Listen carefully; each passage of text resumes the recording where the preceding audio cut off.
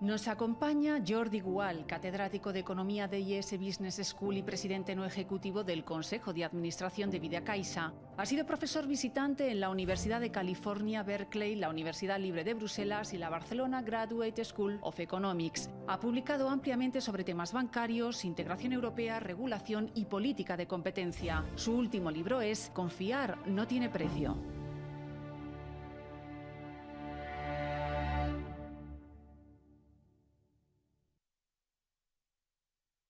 Bienvenidos a esta nueva sesión que organiza la Fundación Ciudadanía y Valores junto con UNIR y Nueva Revista, dentro del ciclo del futuro del capitalismo, las consecuencias y el impacto sociopolítico de la cuarta revolución tecnológica. Hoy tenemos un ponente absolutamente excepcional, tanto por su experiencia académica como experiencia profesional.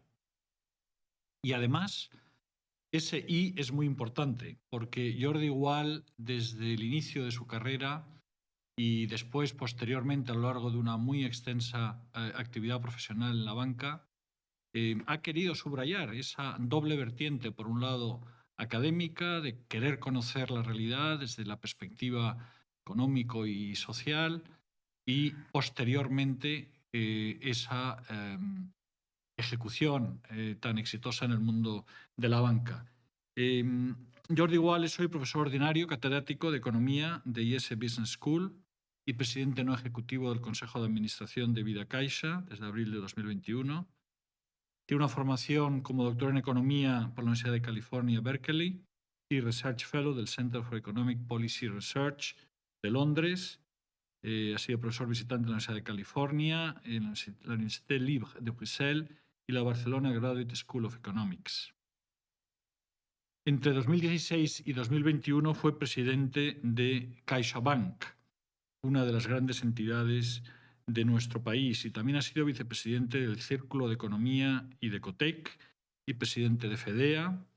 Ha ocupado el cargo de consejero económico en la Dirección General de Asuntos Económicos y Financieros en la Comisión Europea en Bruselas, siempre con un gran interés por los temas europeos, los temas también de la política de la competencia, y ha publicado y publica ampliamente sobre temas bancarios, integración europea, regulación y política de competencia, colaborador habitual de La Vanguardia y de otros periódicos. Hoy vamos a hablar sobre todo de su último libro, Confiar no tiene precio, precisamente hablando del futuro del capitalismo, hablando de la situación de la transformación en la que estamos y de las consecuencias que ha habido como efecto de la crisis financiera.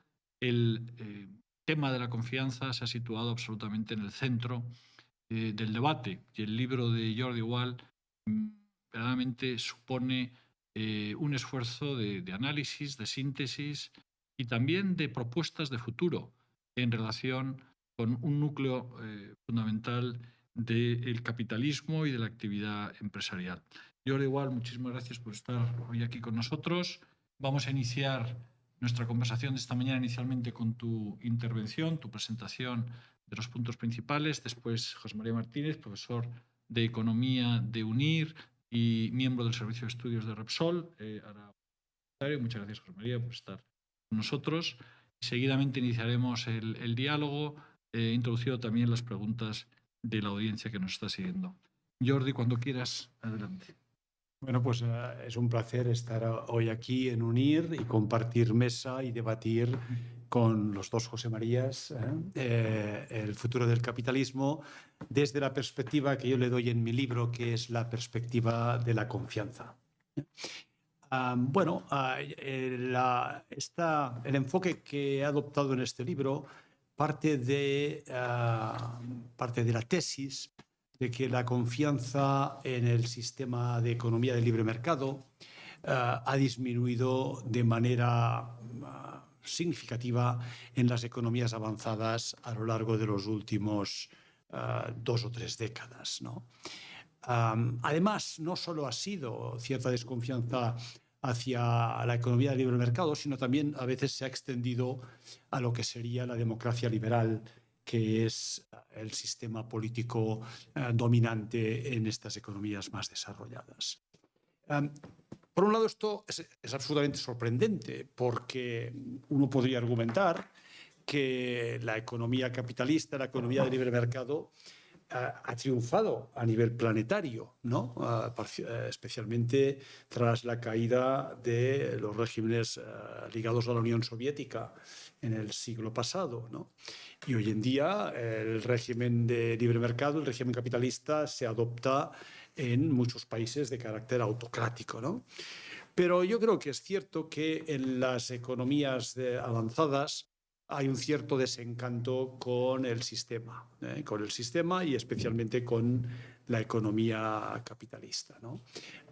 Por un lado, se le achaca una volatilidad, ¿no? Una volatilidad excesiva para lo que las sociedades de estas economías avanzadas están acostumbrados o desean, ¿no? No se habitúan a esos cambios drásticos. Probablemente el episodio más importante de esta volatilidad, al que evidentemente yo dedico mucha atención en el libro, es la gran crisis financiera, ¿no? La gran crisis financiera fue un vuelco en las expectativas de la población extraordinario. La población no entendió por qué sucedía, no entendió por qué las autoridades no fueron capaces de anticiparla ni de tratarla de manera adecuada cuando sucedió. Pero a ese episodio que supuso una gran decepción para mucha gente y un gran descalabro en la situación patrimonial de muchas personas y entidades, le han sucedido otros episodios. Hemos tenido un enorme rebrote inflacionario en los últimos 2 o 3 años, que también ha pillado por sorpresa a las autoridades y a la población y ha causado mucha inquietud. Y de hecho hay quien argumenta que las malas perspectivas electorales del presidente Biden en los Estados Unidos se atribuyen a los aumentos excepcionales de los niveles de precios, del orden del 20% en 2 años y medio, ¿no? O bien los periodos de tipos de interés negativos y la penalización que han supuesto para los ahorradores en las economías avanzadas, en las cuales, como es sabido, ya hay una importante población de edad avanzada que vive de sus ahorros y que, por tanto, la retribución baja de los ahorros no es algo que haga popular al sistema, ¿no? Por tanto, la volatilidad financiera es un bloque de las quejas de la población ante el sistema. El otro bloque tiene que ver con la desigualdad y con la dificultad que tiene el capitalismo, que es un sistema muy eficiente para generar riqueza, las dificultades que tiene, y esto lo sabemos los economistas de toda la vida, ¿no?, para distribuirla, ¿no? No hay nada necesariamente equitativo en la distribución de la riqueza que genera el sistema, aunque el sistema sea enormemente eficiente a la hora de conseguir más bienestar, ¿no? El sistema le cuesta gestionar de manera eficiente, no, eficiente sí, ante cambios globales como la tecnología, la cuarta revolución industrial de la que tú hablabas, José María, o cambios en la globalización. El sistema los absorbe, estos cambios, pero provoca que la gente pierda el empleo, la gente, su ocupación tradicional desaparezca, tenga que reciclarse, y esto a las personas nos crea enormes dificultades y genera una cierta animadversión ante el sistema capitalista, ¿no? Incluso diría más, al sistema capitalista se le achaca también la incapacidad de, probablemente injustamente, ¿no?, de adaptarse a aspectos como el cambio climático o resolver problemas sociales como el problema de la vivienda. Estos son problemas en sectores, en áreas de nuestra actividad económica que requieren una actuación del poder público en el ámbito regulatorio, que no dependen del capitalismo. Esto sucedería igualmente que en otros sistemas económicos, pero la población, ante las dificultades de regular bien estas cuestiones, de coordinarnos bien entre los distintos países, achaca al sistema y a la búsqueda del beneficio y el cortoplacismo los males del cambio climático o los problemas de accesibilidad a la vivienda. Por tanto, vivimos una época en la que hay una presión sobre el capitalismo como sistema económico, a pesar, como digo, de que es el sistema dominante en todo el planeta. En el libro lo que hago es examinar las causas de esta desconfianza, ¿no? Y lo dividiré en esta breve introducción, para que luego podamos tener un debate, en dos grandes bloques.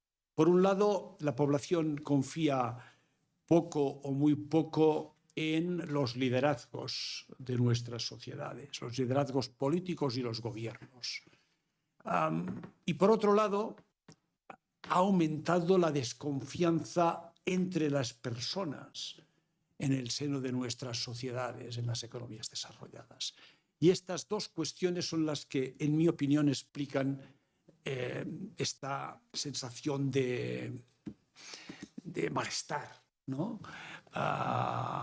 En nuestra sociedad. Hablemos primero unos minutos de la desconfianza frente a los liderazgos políticos y luego de la desconfianza entre las personas, que es para mí incluso más el núcleo duro de mi contribución en el libro, ¿no? La desconfianza frente a los liderazgos políticos y los gobiernos tiene su raíz en dos fenómenos a su vez, ¿no? Por un lado, las políticas económicas que no han sido exitosas, tratando con la volatilidad, con la desigualdad a la que antes he hecho referencia, ¿no?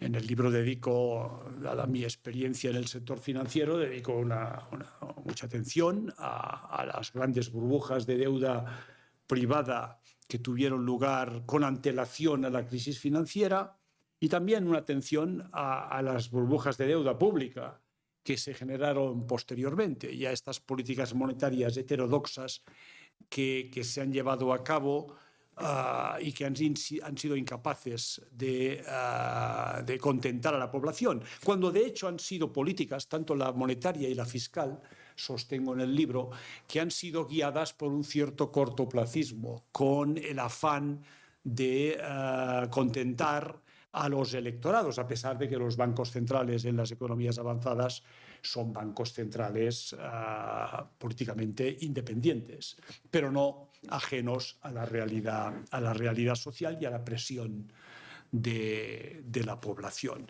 Las políticas fiscales, por otro lado, han sido también en algunos países tendencialmente laxas, aunque en el libro hago énfasis en que esto no ha sido igual en todos los países, y argumento que los países que en el lenguaje coloquial se denominan frugales son aquellos que han sido capaces de atender mejor, de hecho, las necesidades de la población, y han mantenido mejor la reputación de los políticos y los gobiernos. Por otro lado, este malestar frente a los liderazgos también tiene su raíz en el comportamiento de estos liderazgos, ¿no? Un comportamiento que en algunos países ha comportado el uso de los mecanismos del poder político para mantenerse en el poder mediante una cierta patrimonialización del Estado o un clientelismo político, ¿no? y un cierto grado de corrupción, menor que en economías emergentes y economías en desarrollo, pero sin duda intolerable desde la perspectiva de la población. La población espera de los políticos y de la administración pública pues una administración sin corrupción, sin discriminación, ¿no? Atendiendo a todos los ciudadanos y no solo a los votantes de uno, con lo que sería el clientelismo político, ¿no? Por tanto, la baja reputación de los liderazgos políticos obedece a los escasos resultados de sus políticas públicas y a ese comportamiento que no ha respondido tampoco a las expectativas que se espera de la administración. Y repito, en el libro hago un análisis de las economías europeas continentales y de las sociedades europeas continentales, y no todas tienen los mismos resultados, ¿no? Para ir cubriendo etapas y para abrir el diálogo, me gustaría dedicar también cierto tiempo al análisis de la confianza en los demás, ¿no? La confianza en terceros, que yo creo que ha caído en las sociedades occidentales, en las sociedades avanzadas. En primer lugar, ¿por qué es tan importante la confianza en los demás? Bueno, yo creo que es importante porque en nuestras sociedades en general, pero más en los aspectos de intercambios económicos y comerciales entre las personas. Se trata de cualquier operación comercial, cualquier operación económica. Es un proceso que requiere, por un lado, cierta cooperación, cierta transacción, y está rodeado de incertidumbre y de aspectos que los contratos, José María, tú eres un reconocido jurista, ¿verdad? Los contratos no lo pueden contemplar todo. Y por tanto, cuando tú desarrollas una relación comercial con alguien, tienes una relación de cooperación y competencia, tienes que llegar a acuerdos, te interesa cooperar, pero los intereses son parcialmente contrapuestos y estás en un entorno de cierta incertidumbre y algunas cuestiones en el futuro pueden desarrollarse de manera distinta de la que las partes habían considerado. Y si además del precio y aquello que se incluye en el contrato existe una relación de confianza entre las partes, atender a aquellas vicisitudes que tienen lugar posteriormente es mucho más fácil, es mucho más sencillo y la operación de negocio pues funciona mucho mejor, ¿no? Y por tanto, ese entorno de confianza es bueno y es necesario. Lo que ocurre es que a veces esa confianza cuesta de generar, ¿no? Y en el libro me pregunto por qué no confiamos suficientemente en los demás. Y lo que ocurre es que, como dice el título del libro, la confianza no tiene precio, pero sí que tiene coste. Porque cuando tú das la confianza a alguien, asumes un riesgo. Esa persona te puede fallar, queriendo o sin querer, pero puede no responder a tus expectativas. Por tanto, hay un coste. Y cuando tú admites la confianza de alguien, que alguien confíe en ti, tú también estás asumiendo una responsabilidad. No tienes que pagar nada, no cobras nada, no hay dinero, pero hay una responsabilidad moral. Y por tanto, para que haya confianza, para que asumamos este coste, hemos de estar dispuestos a ser generosos. Y esto, en el diseño del capitalismo, no se acaba de entender. El capitalismo nos creíamos que era el individualismo, ¿verdad? Pero Adam Smith ya nos lo dijo que no. Adam Smith ya nos dijo en su teoría de los sentimientos morales que para que el sistema funcione, además del amor propio, de tratar de procurar por lo suyo y por lo de la familia y los amigos, ¿no? Era importante también preocuparse por los demás, algo que es consustancial a la naturaleza humana. Y es precisamente esa dosis de altruismo y generosidad la que permite en las sociedades desarrollar esa confianza en los demás. Con el añadido de que la confianza en los demás es algo que, en términos coloquiales de hoy en día, se viraliza. En positivo y en negativo. Cuando yo confío en ti, José María, es más fácil que tú confíes en otros. Y por tanto, esto ayuda a que la confianza se difunda. Y viceversa, si yo soy desconfiado, podemos entrar en un ciclo adverso de desconfianza, ¿no? De ahí lo importante que es crear células de confianza, crear núcleos de confianza y tener una actitud positiva, ¿no? La evidencia además nos lo muestra. Las sociedades más desarrolladas, que han progresado más, son aquellas en las que la confianza en los demás está más asentada. Son aquellas, curiosamente, en las que predomina una ética individualista, pero también lo que en el libro y en la literatura se conoce como una moral generalizada, en el sentido de que te importan no solo tu amor propio, tú mismo, tu familia y tus amigos, sino el conjunto de la sociedad. De hecho, las sociedades en las cuales domina el clan son sociedades en las que esa confianza generalizada, esa generosidad, ese altruismo, ese pensar en el bien común, no se desarrolla tanto. Y el clásico ejemplo es el Mezzogiorno italiano, ¿no? Por otro lado, hay un último aspecto que me gustaría también resaltar. Y a lo mejor ya entonces ya paro para abrir el debate. Yo supongo que en materia para debate he puesto bastante por encima de la mesa. La confianza también requiere, para que se desarrolle, que entre los conciudadanos se compartan unos valores, se comparta un cierto sentimiento de lo que es justo, lo que es correcto, una cierta creencia compartida sobre cómo debieran ser las cosas de manera equitativa, de manera correcta, ¿no? ¿Por qué? Bueno, porque se dan muchas circunstancias en el acontecer de la vida comercial e incluso fuera en las relaciones personales que no estaban previstas de nuevo, y tienes que estar de acuerdo más o menos en qué es lo que está bien y qué es lo que es inaceptable. Claro, en nuestra sociedad, en las sociedades de hace 40, 50 años, la homogeneidad cultural era mucho mayor que la actual. Y yo creo que la actual diversidad cultural vinculada a la globalización, a las migraciones, nuestras sociedades son mestizas, son compuestas.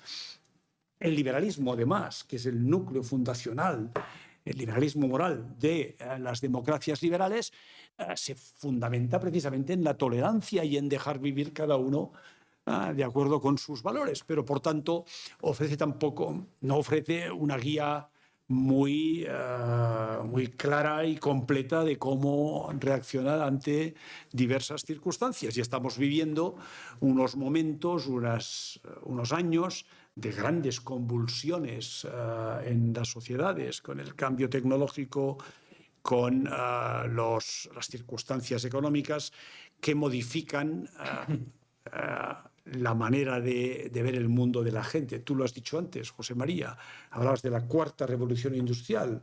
Esto ocurrió con la revolución industrial clásica a principios del siglo XX, finales del XIX. Las personas ven en cuestión su propia identidad, ven afectada su propia dignidad, se preguntan quiénes son. Y disponer de un marco de valores que les oriente en esas circunstancias ayuda. Pero a principios del siglo XXI ese marco de valores no lo ofrece lo que sería el liberalismo como sistema económico y como sistema de valores dominante en las sociedades occidentales. Bueno, este es un poco el marco del debate. Uno puede hablar de cómo debe reaccionar el mundo de la empresa, podemos comentar en la discusión, o cómo se deben reformar los sistemas políticos, en fin, cuáles son las soluciones ante este reto de la creciente desconfianza. O uno puede cuestionar mi diagnóstico, y a lo mejor hay otras, seguro que las hay, otras explicaciones de esta creciente desconfianza en el capitalismo. Muy bien, pues desde luego nos has dado muchos temas para luego tratar a lo largo de nuestra conversación. Antes le daría la palabra al profesor José María Martínez para hacer algún comentario. Bueno, pues muchas gracias. Lo primero, comenzar, como no puede ser de otra forma, expresando mi gratitud a UNIR y a ti, José María, por esta invitación y el honor que es compartir, ¿no?, este espacio con Jordi.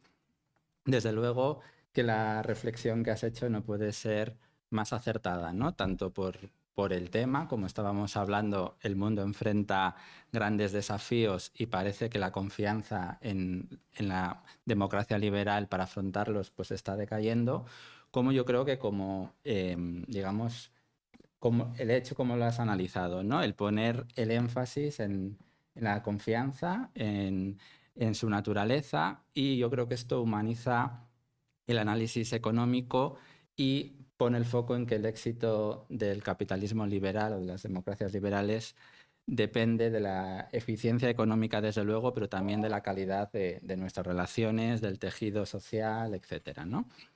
Entonces, bueno, alguna reflexión en torno a esto, ¿no? Yo empezaría diciendo que creo que has explicado muy bien cómo, al margen de esta desconfianza, que es quizás el núcleo, el sistema en sí tiene grandes puntos fuertes, pero tiene alguna debilidad, ¿no? Y yo creo que tiene, en base a lo que tú decías, ¿no?, tiene dos debilidades estructurales, que es muy eficiente pero tiene más problemas reasignando recursos y que es muy cortoplacista, ¿no? Estos son dos debilidades del sistema, pero luego al margen el sistema, como no puede ser de otra manera, ha enfrentado dificultades para adaptarse a un entorno muy complejo, ¿no? Y mi primer punto era un poco esto, ¿no? Poner el foco, por ejemplo, en la globalización, hay muchos más aspectos, y cómo el sistema pues, ha encontrado estas dificultades, ¿no? Bajo el paradigma neoliberal, digamos, lo que tiendes a pensar es que, bueno, pues con la globalización es algo fantástico porque puedes reasignar capital, trabajo y bienes entre fronteras para su uso más productivo. Y aparentemente esto es estupendo. ¿Cuál es el gran problema, en mi opinión? ¿No? Que el trabajo no es igual de móvil que el capital. Y esto crea varios problemas dentro del sistema. El primero es que los países han competido por atraer capital, entonces ha habido un descenso paulatino de los impuestos corporativos a costa de más impuestos al trabajo. Y esto se ha visto agravado por la facilidad que han tenido relacionado con el cambio tecnológico, los nuevos gigantes tecnológicos que tienen mucho más peso de intangibles, etcétera, para evadir impuestos en un sistema que no estaba actualizado, ¿no? Entonces, esto ha podido generar problemas, más ira por ver esta injusticia, pero yo creo que además esto le estamos poniendo solución, ¿no? No sé si en la OCDE, ¿no? Las discusiones en torno a BEPS, etcétera, un impuesto mínimo, le estamos poniendo solución, pero hay otro problema más allá de esto, ¿no? Y es que el cambio tecnológico y esta hiperglobalización posibilitó mover producción allí donde fuera más eficiente, también más barato hacerlo, ¿no? Y esto ha tenido la parte negativa dentro de otra positiva, que ha destruido empleo industrial. Hemos externalizado muchas industrias a otros países y hemos destruido empleo industrial en los países occidentales, en Europa en concreto, ¿no? ¿Y cuál es el gran problema de esto? Pues que los economistas tendemos a pensar en el empleo como algo que es necesario, nos da un salario y gracias al salario consumimos, ¿no? Súper importante. Pero el empleo de calidad es mucho más que esto, ¿no? Nos pasamos la vida en el trabajo, las interacciones sociales son con nuestros compañeros y la mayor parte de nuestra motivación es el prosperar laboralmente, ¿no? Entonces, el hecho de haber perdido cierto tejido industrial creo que nos ha llevado a perder esta cohesión social que decías o estas expectativas, ¿no? Entonces, yo creo que un poco el poner el foco, si luego pensamos en cómo podemos solucionarlo, creo que tenemos que poner más el foco en crear empleos de calidad para que, por ejemplo, los jóvenes pues tengan, ¿no? Se han esforzado estudiando, pues vean un futuro ahí. La segunda reflexión tampoco es que, pues evidentemente han surgido problemas y esta desconfianza tiene raíces reales, pero quizás da la sensación de que no estamos tan mal, ¿no? Entonces, el otro día que estábamos hablando de Ricardo Hausmann, estuvo en Madrid y él hablaba de una frase pues que se ha hecho popular un poco entre las familias venezolanas, que era: ¿te acuerdas de cuando éramos felices, pero no lo sabíamos, ¿no? Entonces, yo no sé si en un futuro vamos a ver esta época en retrospectiva, pues de una forma melancólica o no, o vamos a ir a algo mucho mejor, ojalá, ¿no? Pero creo que la sensación es que, bueno, pues ha aumentado la desigualdad, como he dicho, se han destruido ciertos empleos de calidad, pero el mundo nunca ha estado mejor en muchos aspectos, ¿no? La pobreza se ha reducido, hemos tenido una época de menos conflictos, de más prosperidad, y quizás falta el poner en valor la parte positiva, ¿no? Vivimos en un mundo de donde todas las noticias son siempre negativas, hay mucha desinformación, y creo que es necesario que se ponga en valor lo que hemos conseguido, ¿no? Lo que pueden hacer también las instituciones por todos nosotros. Eso es otro punto, ¿no? Y sobre ya lo que comentabas más directamente, ¿no? De que uno de los problemas es la confianza, por ejemplo, en el sistema político, ¿no? Y la sensación de que ha habido un mal manejo, corrupción. Desde luego creo que esto es probablemente uno de los problemas, ¿no?, que ha habido, pero quería relacionarlo un poco también con la parte macroeconómica, ¿no? Desde luego el ciclo político lleva a que seamos cortoplacistas, a que haya este manejo interesado, como decías, clientelar de muchas políticas, pero también creo que, como decíamos, es una debilidad un poco estructural, ¿no? Entonces nos ha llevado a poner el foco para solventar algunos problemas que han surgido solo en políticas de demanda, ¿no? Lo que decían los bancos centrales, la expansión cuantitativa, y nos hemos olvidado de las políticas de oferta porque realmente pues, requieren de mucho más largo plazo, y creo que para solventar parte de los problemas tenemos que pensar más en políticas de oferta, por ejemplo, destinadas al mercado laboral. Y creo que nos hemos vuelto demasiado, o sea, siempre hemos sido cortoplacistas, pero creo que hemos sido ya demasiado, ¿no? Nos hemos olvidado de las reformas estructurales, que en el pasado no era así. Y si queréis, también, ya por finalizar este punto, no sé hasta qué punto esta pérdida de confianza es un poco consustancial a lo que hablaba antes de la globalización, ¿no? A veces se habla de esta trilogía imposible, ¿no?, entre tener globalización al menos en su nivel máximo, tener democracia y tener autonomía de políticas, ¿no?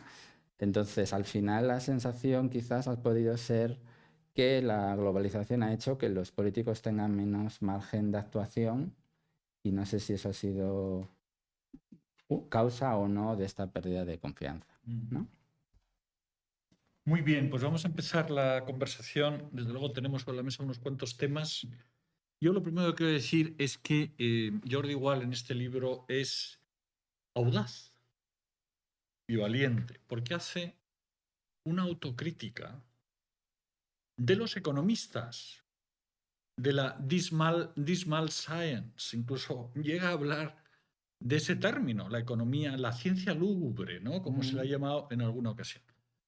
Que creo que es verdad que está bastante, es una de las fuentes o una de las razones, no sé, que alimenta la desconfianza, pero sí, desde luego, de la carencia de nuestros instrumentos, digamos, de análisis, que tú es lo que dices, ¿no? Llega un momento en el cual dices, bueno, es que verdaderamente, claro, los modelos, la economía que hemos tenido basada en la síntesis neoclásica, etcétera, todo esto no acaba de identificar verdaderamente toda aquella otra parte del ser humano y toda aquella otra parte de la sociedad que son valores, que son instituciones, que es lo que sustenta, ¿no? Y entonces hay una crítica de base que no es el único en hacerla, pero que yo creo que tiene mucho valor viniendo además de una persona con la experiencia que tiene Jordi Wild, que es decir, bueno, ¿cómo regeneramos los valores, ¿no? Es decir, el sistema capitalista se nutre de esos valores, pero a la vez también los va erosionando. Y había este sentimiento de benevolencia, de altruismo, de generosidad, que en definitiva es moralidad, y cómo progresivamente pues es verdad que el capitalismo ha influido en esa pérdida de valores. No solo el capitalismo, es cierto que determinadas políticas regulatorias, monetarias, la politización de los bancos centrales, tema que tiene una enorme importancia, en teoría iban a ser totalmente independientes, hemos visto cómo han actuado de una manera pues muy determinada en ciertas situaciones, y eso no ha ayudado a dar legitimidad al sistema. Pero fíjate que junto a todos los otros elementos que vosotros habéis puesto sobre la mesa, el cambio tecnológico acelerado, la pérdida del sentido de identidad, el problema de la deslocalización, la pérdida de la política industrial, la pérdida de cohesión social, la pérdida de este sentido de benevolencia, ¿no?, en el sentido de Adam Smith, pero que es más que benevolencia, es espacios públicos comunes, el bien común, el interés general, ¿verdad? Que detrás de eso pues tiene una moral, por lo menos una moral. No sabemos si además determinados valores religiosos que sin duda estaban en el origen y en el background del sistema capitalista en sus orígenes y a lo largo del proceso de la civilización occidental, y que también han perdido en vigencia. Yo creo que hay un elemento que ha sido también la actuación y el comportamiento de las élites, y en particular en la crisis financiera. El populismo que hemos visto a raíz de la crisis financiera surge de una profunda desconfianza en la capacidad de las élites, y ahí incluyo élites económicas y empresariales en primer término, pero también las élites políticas, en preocuparse del resto de la población. Incluso diría que hubo la sensación de que en mitad de la crisis las élites seguían enriqueciéndose, y sin embargo había una especie de erosión, ¿no? de lo que significaba pues, la gente que había hecho sus ahorros, sus pensiones, y que sin embargo el conjunto, ¿no? de la crisis financiera y por tanto de la crisis del sistema lo que ponía de manifiesto es que había unas diferencias enormes entre las élites y el resto de la población, y por eso esa reacción, digamos, populista de vuelta al pueblo y de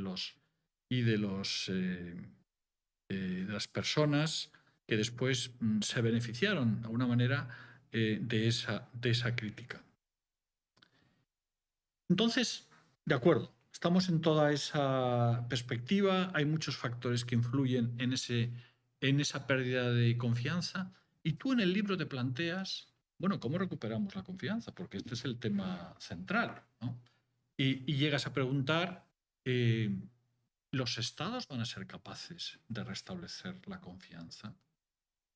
De alguna manera, tu conclusión final sí que va en la dirección de decir políticas públicas mejores pueden ayudar.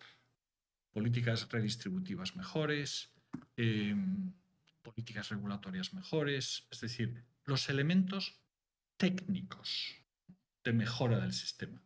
Pero claro, mi pregunta es, ¿no partimos de la base de que una mera consideración técnica del sistema es insuficiente y que tenemos que introducir en el análisis de los economistas otra serie de diferentes perspectivas, llamémoslo antropológicas, filosóficas, morales, para sostener algo que ya vemos que ocurre, que es la erosión de las relaciones humanas, la erosión del contexto social a través de la tecnología, a través de la globalización, a través del beneficio que tiene que estar en la empresa? Todo eso es muy tecnocrático, es muy poco humanitario, ¿no? Bueno, estamos en un proceso ahora con toda la revolución ESG y con todo el tal, de volver a darle a la empresa esa vertiente. Pero por resumir mi pregunta a Jordi Gual es, ¿no crees que en realidad la economía lo que debería hacer, y los economistas, abriros, que es lo que muchos están haciendo, ¿no? La economía institucional, en fin, esa crítica que hacen algunos economistas muy destacados digamos, al puro formalismo, ¿no? Abriros a una mucha mayor interdisciplinaridad y tener en cuenta a los filósofos en vuestro análisis? Bueno, muchas gracias. Gracias por la pregunta y también gracias por los comentarios. Si te parece, he escogido de los comentarios 2 o 3 puntos en los que centrarme para ir librando una conversación, ¿no? El primero tal vez es este punto de la dismal science, ¿no? De qué tipo de análisis económico hacemos los economistas.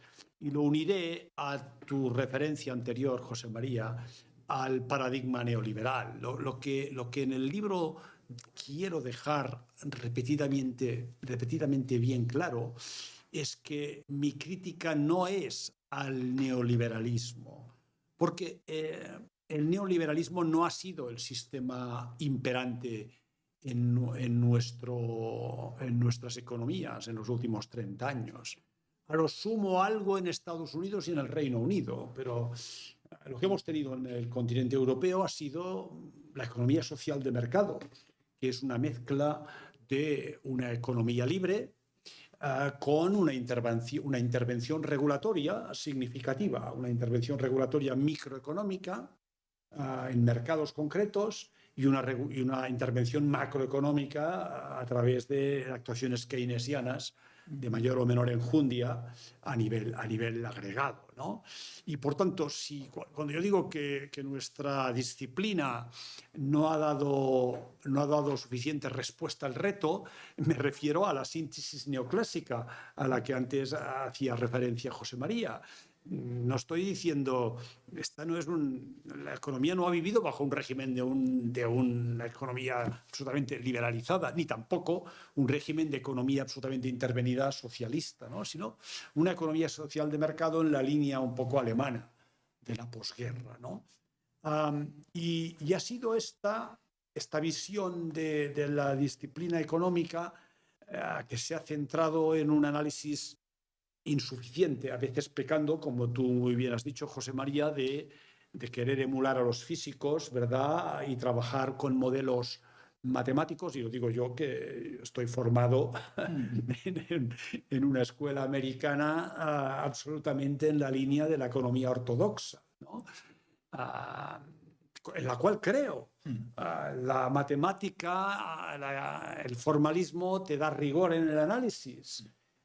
Pero es como el ejemplo clásico, es que te da un mapa para orientarte en la realidad, pero solo un mapa. Tú tienes que tener en cuenta en qué entorno te mueves y las reacciones humanas que van más allá de la pura maximización del bienestar propio o del beneficio en el caso de las empresas, ¿no?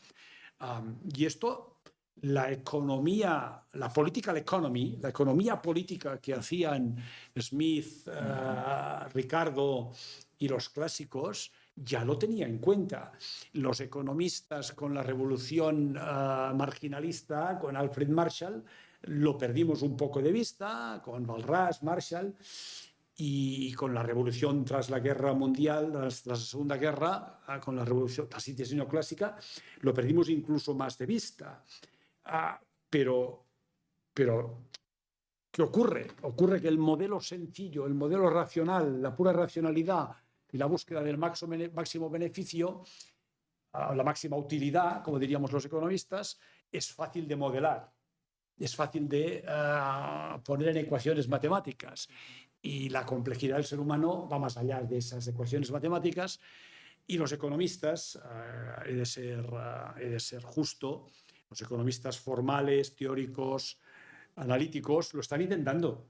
Y en el libro ha hecho el esfuerzo de referenciar lo que grandes economistas como Jean Tirole tratan de conseguir abordando motivaciones, o como George Akerlof, premio Nobel, los dos, un premio Nobel, ¿no? Sí. Tratan de incorporar en los modelos esas dimensiones, pero no es fácil. No es fácil, y en la práctica puede muy bien ocurrir, como les ocurre a los bancos centrales, que en sus políticas económicas y en sus decisiones recurran a aspectos más basados en los modelos y no den una ojeada a aspectos más generales. Esto, de hecho, es interesante que Christine Lagarde, que es abogada, recientemente lo dijo en unas declaraciones. Dice, probablemente deberíamos aprender a mirar más allá de nuestra caja de herramientas habitual, ¿no? Y yo creo que la profesión poco a poco lo irá haciendo. Lo que ocurre es que en sociología de la ciencia lo sabemos, ¿no? ¿Cuáles son los incentivos? ¿Cómo funcionan los departamentos académicos? ¿Cómo consigues promoción en la carrera académica? Bueno, pues el status quo, los modelos, lo que la profesión acepta, provoca inercia y dificultad para que la gente que es más heterodoxa publiquen, dado las coordenadas centrales de la disciplina. No sé, este es uno de los temas que has sacado, o que habéis sacado, en el que quería dar respuesta. Muy bien. Recogiendo también algunas de las preguntas y algunos de los temas que han ido saliendo, la tecnología, ¿no? Y sobre todo nos preguntan en qué medida ha contribuido la irrupción de las herramientas digitales y de las redes sociales en esta pérdida de confianza en el capitalismo y en las políticas públicas. ¿Cómo lo ves esto? Yo lo veo de manera muy importante, porque tú has hecho mucho énfasis en la globalización, pero yo creo que la evidencia, y en el libro también lo he examinado, la evidencia no está clara.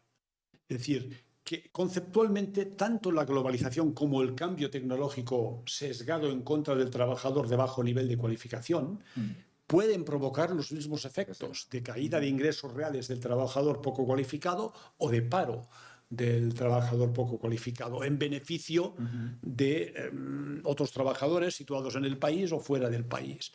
Lo que ocurre es que la globalización es el chivo expiatorio perfecto para los políticos, porque es fácil encontrar un enemigo ajeno. Y de este modo el político populista, y el ejemplo principal es Donald Trump, ¿no? Inicia una política proteccionista porque sabe que esto satisface a un colectivo de votantes que le interesa captar, cuando la causa fundamental del empobrecimiento relativo de estos colectivos puede encontrarse en un cambio técnico. Y a lo mejor la culpabilidad debería buscarse en las políticas de formación, ¿no? Que no se han desarrollado suficientemente, no se han adaptado al nuevo mundo. El capitalismo es capaz de hacer frente al cambio tecnológico. Lo que ocurre es que hay mucha gente que tiene dificultades para reciclarse. Ahora lo estamos viendo con la inteligencia artificial. ¿Qué hemos de hacer ante la inteligencia artificial? Bueno, tener una actitud positiva y proactiva de adopción, pero es muy fácil que tengamos una actitud de defensa, ¿no? Y es muy fácil que los políticos, si la inteligencia artificial genera desempleo, los políticos nos digan que esto es debido a la actuación de terceros países en el continente asiático, ¿no? Por tanto, esta es una dimensión que yo quería enfatizar, ¿no? Y la exigencia debiera ser ante nuestros políticos un buen diagnóstico, y en el caso de que las dificultades sean debidas a las insuficiencias de nuestro sistema de formación, pues atacarlo en la raíz. Ahí estaría la flexibilidad de un sistema que debe adaptarse a los retos de la nueva era, ¿no? Yo a veces me pregunto, claro, yo estoy en el IES, de profesor en el IES, cuando surgen nuevas tendencias, nuevas necesidades, nuestro currículum se adapta. Nos adaptamos a la demanda. En algunas universidades la oferta está absolutamente determinada por las plazas que existen de determinadas especialidades, aunque la demanda vaya por otros lados, ¿no? Yo quería introducir el tema de la ética, ¿no? La ética como base. Hemos hablado del tema de benevolencia, los sentimientos morales en la teoría clásica, Adam Smith, el tema del interés general, de los espacios públicos comunes, del bien común. Y ahora también las empresas y la empresa, ¿no? En los últimos años, como consecuencia en gran medida de ese inicio que es Larry Fink con su primera carta, como consecuencia del surgimiento del populismo, ¿no? Entonces ahí se vio que podía haber una mayoría de la población o una parte importante de la población que no iba a estar dispuesta a seguir legitimando, digamos, el sistema. Hubo esa reacción y parecía que el tema del populismo, bueno, y sigue estando ahí, como vemos, tan presente como para que pueda llegar un presidente claramente populista, tú lo apuntabas ahora, a la presidencia en Estados Unidos. Pero claro, también hay una especie como de greenwashing de la ética, ¿no? Es decir, lo mismo que ha pasado con el tema ESG, medioambiental, etcétera. En muchas ocasiones se utiliza el tema de la ética de una manera puramente también superficial o externa. De marketing. De marketing, ¿no? Claro, ¿qué deberíamos? ¿Quién? Es decir, ¿cuál es la responsabilidad de la empresa en este contexto? ¿Cuál es la responsabilidad? Evidentemente, las instituciones educativas tienen una parte fundamental, la familia tiene una parte fundamental, pero es el conjunto de la sociedad en realidad, ¿no? El que necesita tener esta actitud ética que es muy difícil de conseguir, ¿no? Bueno, si te parece, este es un tema muy complejo, lo podemos ahora discutir desde la perspectiva de la empresa. Yo le dedico un capítulo entero a la perspectiva de la confianza en las empresas y en qué medida las empresas pueden tener confianza de la sociedad. Esta crisis de confianza en las instituciones públicas a la que he hecho referencia comporta que ante los retos sociales y medioambientales que tiene nuestra sociedad, las personas, son cada vez más las personas que piden a las empresas, especialmente a las grandes empresas, que demos, y dejadme utilizar aquí la primera persona del plural, que demos respuesta a estas exigencias, ¿no? Bueno, en parte esto sucede, yo en el libro lo simplifico poniendo 3 tipos de empresas, y lo voy a utilizar si os parece, porque yo creo que ayuda. Hay la empresa capitalista pura. Una empresa capitalista pura es aquella empresa que trata de maximizar los beneficios, incluso a corto plazo. Aquí te pillo, aquí te mato, ¿verdad? Cumpliendo la legislación y no más. Claramente el sentimiento público ante este tipo de empresas es ciertamente adverso, aunque la regulación y la legislación trate de controlar ese comportamiento. De nuevo, el entorno jurídico no lo cubre todo. Y hay ejemplos en el libro, en el caso concretamente en el Reino Unido de una empresa de ferries, ¿no? Y un comportamiento totalmente inaceptable desde el punto de vista social, pero legal, ¿no? Luego hay un tipo de empresas que en la literatura se llaman las empresas del capitalismo ilustrado. Tiene empresas cuyos líderes entienden el mundo que les rodea y reconocen que tener en cuenta aspectos sociales y aspectos medioambientales puede redundar en una mejor aceptación por parte de la sociedad, de los trabajadores, de los clientes, y en el fondo acabar siendo estrategias que maximizan los beneficios a largo plazo. Este es el capitalismo ilustrado. Y luego hay un tercer tipo de empresas, que son las que yo preconizo, creo que es por ahí por donde es bueno que vayan cada vez más empresas en nuestra sociedad.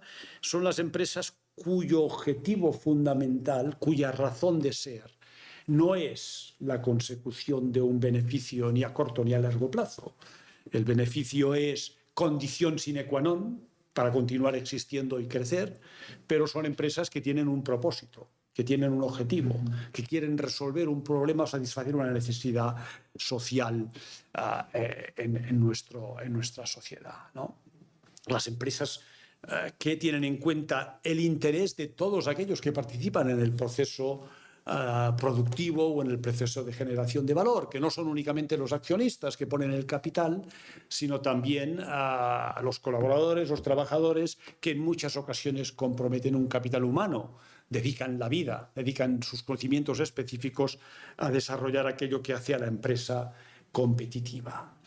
Argumento en el libro que este tercer tipo de empresas son las que no incurrirán en greenwashing y son las que genuinamente buscarán objetivos de carácter social y medioambiental, mientras que las del capitalismo ilustrado, que ya es una gran mejora frente al capitalismo de aquí te pillo y aquí te mato, hombre, puestas en el brete pondrán por delante el beneficio ante otros objetivos que pueden entrar en conflicto. Yo recuerdo una pequeña anécdota, pero ilustrativa. Recuerdo un importante industrial más o menos de la zona donde yo nací, una parte de Cataluña, ¿no? Fabricante, hay muchos fabricantes de productos agrícolas elaborados, ¿no? Dice, no, yo puedo poner a las gallinas menos apretadas allí en el corral, ¿no? Y producirán huevos más ecológicos, pero van a ser más caros. De hecho, lo probaron. Y se encontraron que está muy bien, pero que la gente no estaba dispuesta a pagar más caro por aquellos huevos más ecológicos.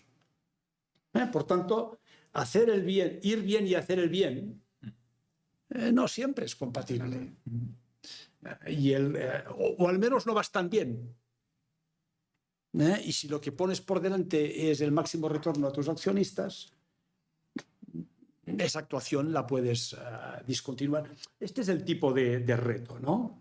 Y la pregunta, y tú eres un gran experto en gobierno corporativo, ¿no? La pregunta es, bueno, ¿qué tiene que hacer el gobierno corporativo ante esta ante este ajuar, ante este conjunto de alternativas de empresas, ¿no? Mi tesis es que las normas de gobierno corporativo y los códigos debieran permitir todo tipo de empresas, ¿no? No ponerle trabas a las empresas que tienen un enfoque de stakeholder, de propósito, empresas que a menudo son empresas que tienen accionistas de control, dispuestos a tener una orientación de largo plazo, lo que yo le llamo capital paciente, que permite esas estrategias de confianza y compromiso con los trabajadores y los directivos, ¿no? Empresas que consiguen que el trabajador confíe en la dirección y por tanto se comprometa. Y consiguen que la dirección y los accionistas respondan ante los trabajadores. Lo que puede muy fácilmente ocurrir en otro caso es que el trabajador comprometa su capital humano y luego las circunstancias cambien y la dirección de la empresa pues le dejen la estacada. Claro, entonces se rompe esa confianza. ¿La confianza qué es? La confianza es aquella sensación de que a la otra persona le importas, ¿no? Y que estará cerca de ti en los momentos de dificultad.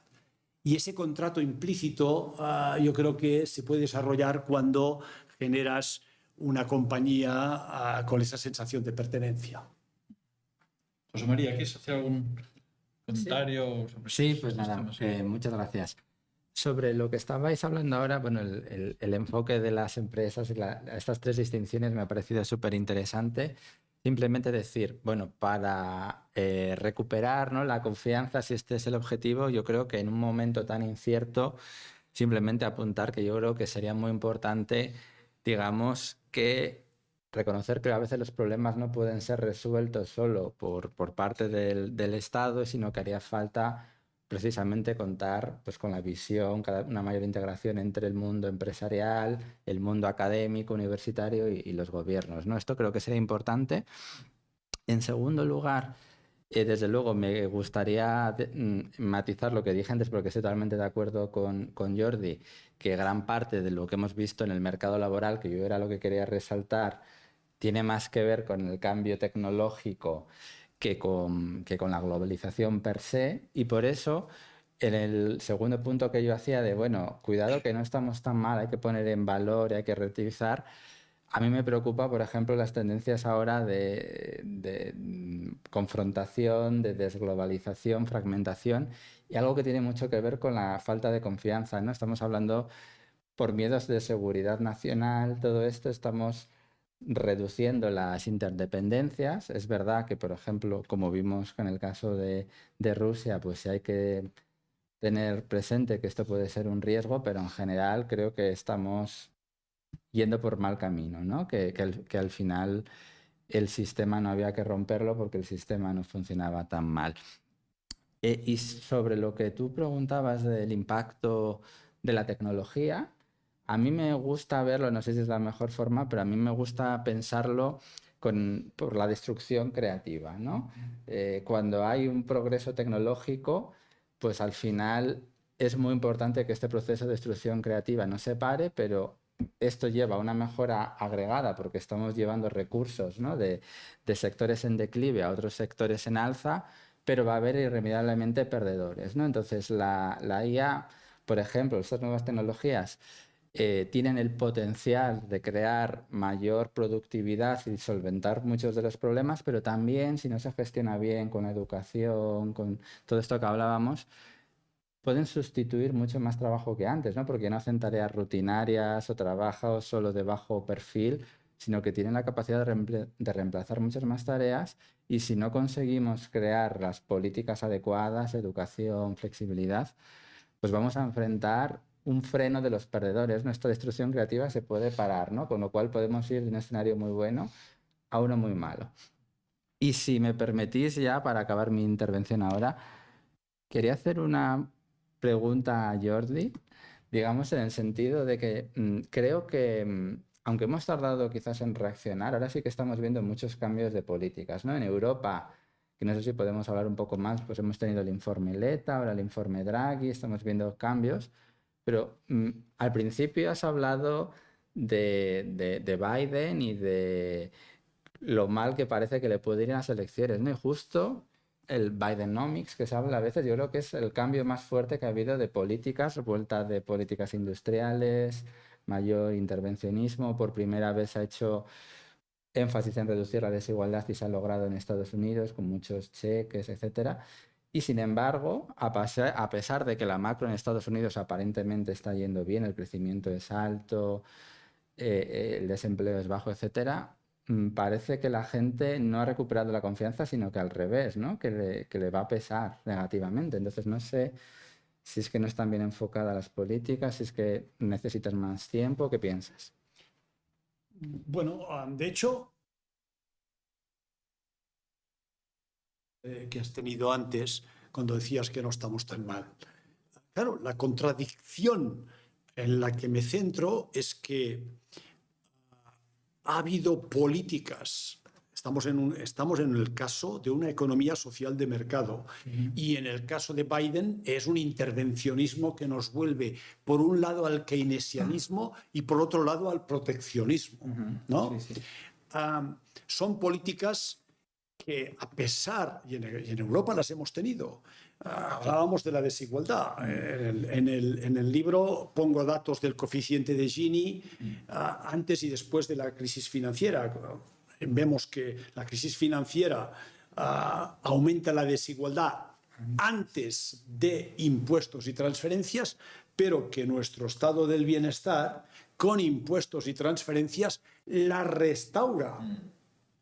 Y a pesar de esto, el grado de desconfianza en las instituciones públicas ha ido hacia arriba. ¿Qué está sucediendo? De ahí mi tesis de que las autoridades, en algunos países más que en otros, lo que están es utilizando los resortes del Estado, no tanto persiguiendo el bien común con políticas orientadas a realmente ayudar a los que lo están pasando más mal, sino con una enorme redistribución orientada a clientelar y a asegurarme de que yo, político, continúo estando en el poder y, por tanto, patrimonializando el Estado. Algo que Francis Fukuyama ya apuntaba hace años como una de las principales razones por las cuales pueden decaer los sistemas políticos.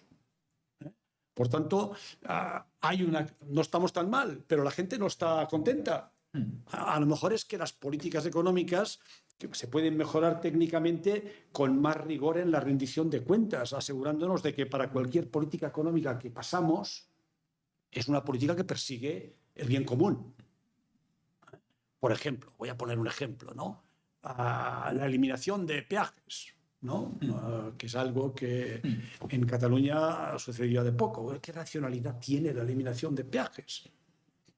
Las tarifas universitarias, ¿no? No sé qué racionalidad tiene. ¿Es esto ayudar a la gente que tiene más dificultades?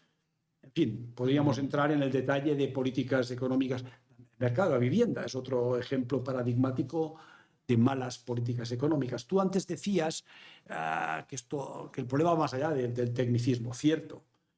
Pero si nos asegurásemos de que las políticas regulatorias persiguen realmente el bien común y hubiera un sistema de aprobar políticas regulatorias con un informe transparente de su impacto, viendo cómo beneficia al conjunto de la sociedad y no cómo supone atender a un colectivo clientelar, yo creo que daríamos un gran paso.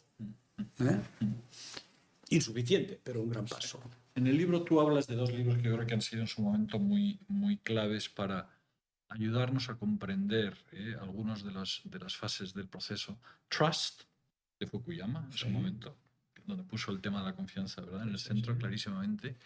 Y Bowling Alone, aquel libro de Putnam tan magnífico que de una manera muy sociológica y muy clara hablaba de la pérdida del sentido de comunidad, ¿no? De la pérdida del sentido, es decir, el individualismo posesivo triunfando por encima y por tanto la desconexión social. Bueno, aquí volveremos a hablar de todo esto, pero retomando un poco las preguntas que nos hacen desde la audiencia, hay una pregunta sobre específicamente América Latina, ¿no? Y cómo el capitalismo es un modelo económico particularmente criticado en América Latina. Y la pregunta es, ¿cuál es el mayor factor de esto? ¿El mayor? Factor de por qué en América Latina, y claro, podríamos decir la desigualdad. A ver, yo no tengo el conocimiento de América Latina, que probablemente tenéis vosotros. Yo siempre he tenido la sensación, en la transición, en las economías en su proceso de desarrollo viven un estadio en el cual se gradúan de algún modo de economía en desarrollo a economía desarrollada. En España este estadio lo vivimos más o menos cuando yo estudiaba la carrera, antes de irme a Estados Unidos, en los años 70, finales de los 60, principios de los 70, antes de la crisis petrolífera, ¿no? Claro, es un estadio en el cual el crecimiento económico puede llegar a ser muy, muy, muy importante, pero es fundamental que se forme una clase media. En España se consiguió. Yo no tengo el conocimiento, no tengo la expertise para saber por qué en Latinoamérica esto no ha sucedido, o en varios países de Latinoamérica esto no ha sucedido. No me atrevo a emitir un juicio, pero es lo fundamental. Aprovechar que un país que tiene grandes oportunidades, que puede llegar a crecer como al 5 o al 6%, en ese momento ese bienestar permite crear una amplia capa de clases medias, algo que, por ejemplo, consiguieron algunos países asiáticos como Corea del Sur, ¿no? Y que en estos momentos el gran debate es hasta qué punto lo está consiguiendo China, ¿no? Y países como Indonesia y Tailandia, ¿no? Este es el reto. Yo creo que ahí el papel de los liderazgos al cual tú has hecho referencia anteriormente, los liderazgos políticos, empresariales y mediáticos, ¿no? Es muy importante, ¿no? Asegurarse de que hay ese pensar en el bien común que te permite... Y tiene que ver también, supongo, con la calidad de las instituciones de las que dispone cada país y con la cultura de cada país. En el libro hago mucho énfasis en algo que liga con Putnam, ¿no? Y liga con otros trabajos de antropólogos que lo han examinado. ¿Cuál es la raíz? ¿Por qué en algunas sociedades domina el clan, domina la familia, como en el sur de Italia, ¿no? El sur de Italia y el norte de Italia son muy diferentes, ¿no? Y bueno, pues eso tiene que ver con en qué medida nos depositamos la confianza solo en los familiares y en los amigos, o bien la depositamos más allá. María. Sí, bueno, pues sobre Latinoamérica yo creo que has dado en el clavo, ¿no? Las clases medias es algo muy importante para las demandas, para la rendición de cuentas, y en Latinoamérica pues no han surgido. Como dices tú, si tú no te has aventurado, que sabes mucho más que yo quizás soy muy osado, pero creo que al final al ser depender mucho de sectores extractivos es más fácil que, digamos, que el poder quede muy concentrado en pocas manos y que haya economías menos dinámicas.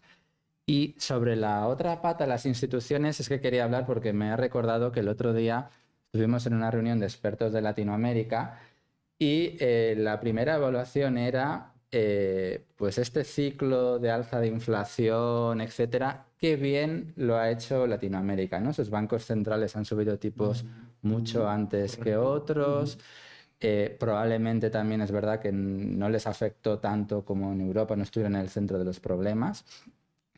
Pero qué bien lo han hecho las instituciones. Y luego el siguiente punto fue, y ahora que pueda haber un ciclo otra vez favorable de materias primas, porque la transición energética es muy intensiva en materias primas, India, que va a crecer a lo bestia, como pasó antes con China, va a demandar muchas materias primas, ¿está la región en condiciones de beneficiarse todo lo que podría? Y la respuesta fue no, porque las instituciones, los bancos centrales confiamos más, pero en general en las instituciones en Latinoamérica no hay mucha confianza, ¿no? Entonces, creo que esto es clave. Bueno, de hecho, si me lo permites, un punto central, que además en España lo vivimos y las personas de nuestra generación lo recordamos, ¿no? un papel central en la creación de esa clase media, en el crecimiento al 5 o el 6% de aquellos años, fue la inversión extranjera directa. Y la confianza que tenían los inversores internacionales de que aquel capital invertido en el país daría fruto y sería repatriable. Claro, ¿cuál es la experiencia de inversores internacionales en algunos países latinoamericanos, ¿no? Es una experiencia que lo digo con conocimiento de causa, ¿no? No es la mejor experiencia, ¿no? Por tanto, la creación de instituciones que den esas garantías de seguridad jurídica y esa confianza es fundamental. Volvemos a algunas de las preguntas que nos formulan ya, cosas muy concretas. En relación con el sistema monetario mundial, la irrupción de China, el momento que estamos viendo de transformación del orden mundial y cómo esto puede influir sobre el tema del dólar como patrón central y si puede llegar un momento en el cual pues el yuan puede verdaderamente adquirir un papel. La pregunta en concreto es si los BRICS podrían llegar a adoptar el patrón oro de nuevo. En fin, eso me parece un poco especulativo, pero sí que está claro que al final el poder político y económico es poder monetario y sin duda la tremenda influencia del dólar en las transacciones internacionales como moneda de reserva, como último recurso, pues ha sido central para el orden en torno a Estados Unidos.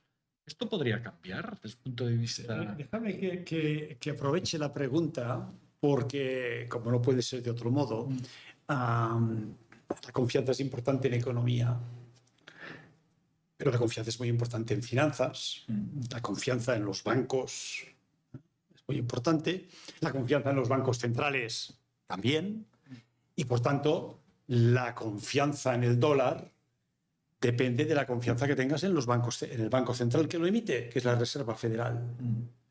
Las monedas modernas son monedas fiduciarias. No hay ningún respaldo más allá del Estado, sus instituciones y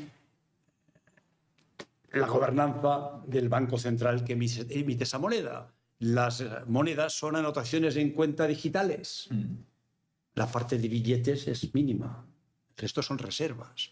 Por tanto, el dólar jugará un papel dominante en la medida en que las instituciones norteamericanas sean sólidas, sean de fiar, en la medida en que la economía americana continúe siendo altamente productiva y estable, ¿no? Evidentemente, el crecimiento de China como gran economía mundial puede poner en cuestión esa dominancia a futuro. El día en que tú puedas vender y comprar libremente el yuan. Hoy en día no puedes, porque no hay libre circulación. La cuenta financiera, que decimos técnicamente, no está liberalizada. Por tanto, no. Los americanos, claro, al dominar económica y políticamente el mundo, pueden estar tentados, y de hecho lo han hecho, de utilizar el dólar como para sancionar, para ejercer su poder en el planeta. Y esto es un arma de doble filo, ¿no? Porque si abusas de ello, estás creando incentivos para que se formen otras áreas monetarias. Pero claro, la formación de esas áreas monetarias exigirá gobiernos muy sólidos que den confianza y que tengan un enfoque del mundo liberal. Liberal en el sentido de respeto de los derechos de propiedad y libre circulación de los activos financieros. Claro, me dirás, José María, si sale elegido Trump, a lo mejor vamos en dirección contraria en los propios Estados Unidos. Con lo cual, a los que nos gusta ese orden liberal internacional que tanto progreso ha dado al mundo, estamos preocupados. Pero por otro lado, los países emergentes, especialmente los más importantes, China e India, llevan su parte de razón. Ese orden liberal internacional que se generó tras la Segunda Guerra Mundial no les da suficiente cancha. Por tanto, probablemente desde la perspectiva de Occidente, lo más inteligente sería permitir que estos países que tienen un mayor peso económico participasen más en la toma de decisiones colectiva. Algo se ha avanzado en esa línea, pero no lo suficiente. Desde el punto de vista técnico, ¿qué pasaría si se liberalizara el yuan? Es decir, se pudiera negociar libremente el yuan, teniendo en cuenta que China es el segundo tenedor, si no me equivoco, en deuda pública de Estados Unidos, después de Japón, el mayor tenedor de deuda pública después de Japón. ¿Qué consecuencias tendría esto? Tomar esa decisión para China requeriría primero tener estabilizada su economía, que ha sufrido en los últimos años una importante burbuja. Por tanto, si algún momento histórico ahora es incorrecto, es el actual, porque la economía china ha vivido su propia burbuja, tiene ahora un proceso de aterrizaje de la burbuja inmobiliaria y no es el mejor de los momentos. Y luego, evidentemente, la liberalización de la cuenta financiera, la libertad, hasta qué punto es compatible con determinados regímenes políticos, ¿no? Como hemos visto, el capitalismo autocrático de China ha sido parcialmente incompatible con algunas de las grandes empresas tecnológicas chinas, ¿no? Y algunos líderes empresariales chinos pues han tenido graves dificultades, ¿no? Liberalizar financieramente tiene implicaciones políticas y por tanto yo no lo veo a corto plazo. No lo veo a corto plazo dado el contexto geopolítico y la evolución. Estamos en el tercer mandato de Xi Jinping, ¿no? Se ha ido en una línea distinta de la línea en la que habíamos ido con anteriores liderazgos, ¿no? Por tanto, es una pregunta hipotética que ahora mismo es muy hipotética. Yo creo que la conclusión es que siempre se habla de desdolarización y, como dice Jordi, es un tema de confianza. El abuso de sanciones yo creo que puede cambiar un poco las reglas de juego y que si en algún momento el dólar pierde su fuerza, sea dentro de 100 años, de 30, las sanciones lo adelanta, pero no hay alternativa al dólar. No hay alternativa al dólar porque... Habría una alternativa si los europeos fuéramos más decididos. Claro, y pero menos para eso ¿no? entramos en un punto clave, que sería: necesitamos una mayor integración en Europa, mercado de capitales, crear deuda suficiente para que el mundo la pueda demandar, y eso necesita confianza entre los países europeos. No digas crear deuda, porque yo creo que... crear deuda, sí. Crear una unión fiscal. Pues, ¿no? Sí, pero emitir para que los activos seguros que necesita el mundo los pueda proporcionar. Le dedico un capítulo en el libro a la Unión Europea, que a ti también te es muy cercana y que además esta semana estamos en la última semana. Quizá valdría la pena hablar un poco, si estos minutos últimos, sobre la Unión Europea, su futuro y la situación en la que estamos, ¿no? Vemos que efectivamente hay un cambio político importante, porque el entorno geopolítico y de seguridad está llevando a que la gente esté cambiando también en sus preferencias políticas, aparte de otro elemento muy importante, que es el de la transformación de las sociedades a través de la inmigración, que también está afectando de una manera importante. Quizás son los dos grandes ahora mismo factores: seguridad e inmigración, ¿no? Los relativos miedos que tiene la población europea, que está en el marco, pues, de un envejecimiento, de una pérdida de capacidad quizá creativa, de una pérdida de presencia en el mundo, sin ninguna duda, ¿no? ¿Qué haría falta desde el punto de vista económico? Hablaba José María del tema de la unión de capitales, de la unión fiscal. Hemos dado un paso importante con la primera emisión de deuda, los fondos de nueva generación, con una cierta garantía colectiva, o con una garantía colectiva en relación con esa emisión. ¿Cuáles serían los pasos, Jordi? Los siguientes pasos necesarios. Mira, para mí la cuestión europea, y lo vi desde los años en que estuve en Bruselas, ¿no?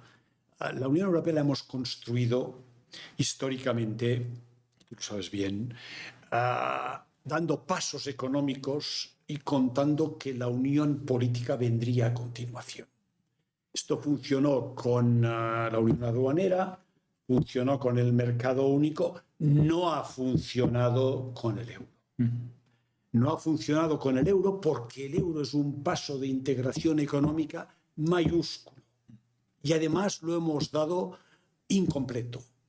Hemos hecho la unión monetaria sin hacer una unión económica, porque la pata fiscal está sin concluir.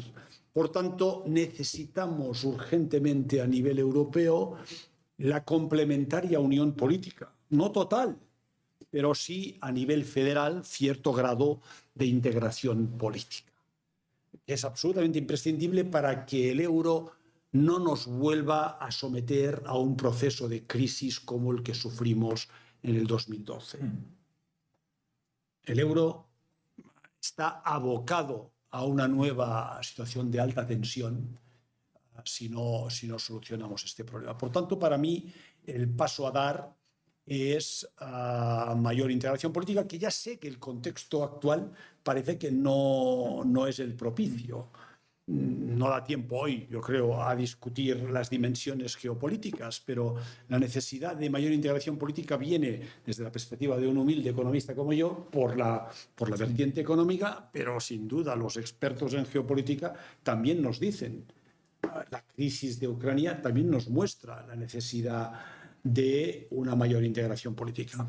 Entonces, ¿por qué no hay mayor integración política? En el libro, enfatizando la confianza, argumento que es un problema de confianza mutua. En el ámbito económico, porque cuando hay que compartir recursos, tú solo los vas a compartir si te fías de aquel otro país, si los frugales se fían de los manirrotos y piensan que administrarán bien aquellos recursos. Es como en la comunidad de vecinos. Oye, yo pago mi cuota, pero luego quiero que se administre bien. Y por tanto, los que pagan más cuota, que están en los pisos de arriba, de acuerdo, lo van a pagar, pero quieren que se administre bien. Y como en el pasado algunos países no nos hemos administrado bien, es lógico que haya cierta desconfianza. Pero va más allá del aspecto económico. Tú lo has dicho antes, la situación actual, y lo hemos discutido, ¿no? pone en cuestión para muchos ciudadanos y ciudadanas temas que tienen que ver con su propia identidad, el cambio cultural. Hay un cierto volver a las raíces, ¿no? Hay una cierta presión nacionalista, ¿no? De identificarse con el terruño, ¿no? Bueno, ¿cómo conseguiremos dar ese salto y darnos cuenta de que generando una unión a nivel europeo es como realmente obtendremos todos un mayor bienestar? Bueno, esto tendrá que hacerse de un modo muy delicado, generando esa identidad europea al tiempo que respetas las identidades subcontinentales.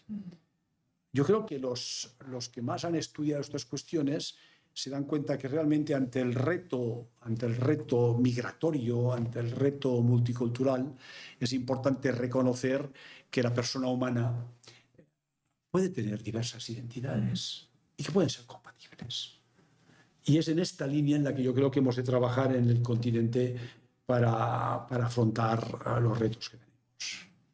María, un comentario final. Sí. Exacto. Yo creo que hablando de Europa, lo más importante, pero es demasiado ambicioso, es avanzar de lleno en esta unión unión política, pero objetivos igual un poco menos ambiciosos sí que podemos hacerlos de forma más fácil, ¿no? Entonces, apuntados en el informe Letta, el famoso informe Letta, habla y tiene relación un poco también, claro, el dólar lo favorece, pero las pymes de Estados Unidos tienen 4 veces más financiación que las europeas, ¿no? Y el acceso a un mercado de capitales una mayor integración aquí sería clave. Y 2 es el tema regulatorio, ¿no? Es un tema también complejo porque evidentemente la regulación es muy necesaria, pero a veces en Europa nos hemos vuelto campeones de la regulación siendo esta demasiado complicada y sin poner al ciudadano en el centro, ¿no? Sin pensar en el coste-beneficio a veces. Entonces, por ejemplo, esto es un poco un chiste, ¿no? Mientras que en Estados Unidos sacaron el Inflation Reduction Act para ayudar a atraer inversiones al sector de la energía verde, aquí se hablaba de que lo que hacía falta era un Complexity Reduction Act, ¿no? Reducir toda la burocracia que hace falta en Europa. Y yo creo que eso es más fácil de hacer. Vamos a acabar con una de las preguntas que nos han planteado, que es, Jordi, y quizás resume todo lo que hemos estado. ¿Cuál es el valor básico del sistema económico liberal? Sí, la pregunta me gusta, porque me llega algo muy central, ¿no? El sistema de economía de libre mercado, he argumentado yo y hemos debatido, que ha perdido cierta legitimación por la incapacidad de satisfacer las expectativas que la población había puesto en el sistema. ¿Vale? Esta es una línea argumental. Pero a mí me gusta siempre recordar que esta no es la legitimación fundamental de la economía de libre mercado y que es una lástima que en algunas sociedades europeas, entre ellas la española, la legitimación fundamental no reciba suficiente cariño. Porque si el sistema de economía de libre mercado es fundamental, es porque sin él no tendríamos libertades políticas. Y por tanto es el fundamento de una democracia liberal. Y yo creo que en la discusión no había salido y esta última pregunta me permite sacarlo a colación de manera muy importante. Me refiero a un sistema de libre circulación de bienes y servicios, libre iniciativa privada, derecho a la propiedad privada y un régimen en el que impere el imperio de la ley, ¿no? El respeto a las reglas de la ley escogidas por un sistema democrático en el cual las mayorías son las que ocupan el poder, pero se respeta los derechos de las minorías. Esta es mi definición resumidita de lo que es una democracia liberal. Y sin una economía liberal, o sea, si la economía está intervenida, pierdes las libertades políticas. Si está intervenida en exceso. Claro, el demonio está en los detalles, que es un exceso, pero yo creo que los entendemos. Muy bien, pues ponemos aquí punto final. Verdaderamente nos ha dado una gran base para continuar debatiendo todos estos temas. El libro, sin ninguna duda, es muy recomendable para reflexionar sobre estas cuestiones y seguiremos en estos seminarios de UNIR, FUNCIVA, en Nueva Revista, y seguiremos con los proyectos que tenemos sobre la mesa también para desarrollar muchas de estas ideas. Muchísimas gracias, Jordi Gual, por tu tiempo, por tu dedicación a estos temas, y José María Martínez, por supuesto, gracias también por estar hoy aquí con nosotros.